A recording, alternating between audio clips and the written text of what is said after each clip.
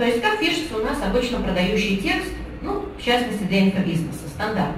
Заголовок, обозначение проблемы, которая есть у нашего клиента, обострение ситуации, то есть мы рассказываем, как все будет совсем плохо, если он эту проблему не решит.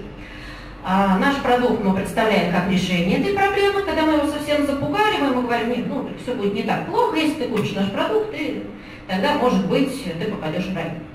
Подробное описание этого продукта мы делаем, да, мы перечисляем выгоды, мы обозначаем цену нашего продукта, мы делаем обоснование этой цены, то есть особенно в инфобизнесе, да, почему этот сток стоит. Все понимают, что, ну, на инфопродукты как бы рыночной цены нет особенной, особенно в разных темах.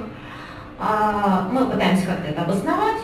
Дальше мы ставим отзывы на этот продукт, снимаем возражения нашей аудитории, добавляем бонусы, дальше будет кнопка «Купить» и ограничения, то есть дедлайн, да, то есть по количеству копий, по количеству бонусов, по времени, в течение которого можно купить и так далее. Вот так обычно выглядит эта схема.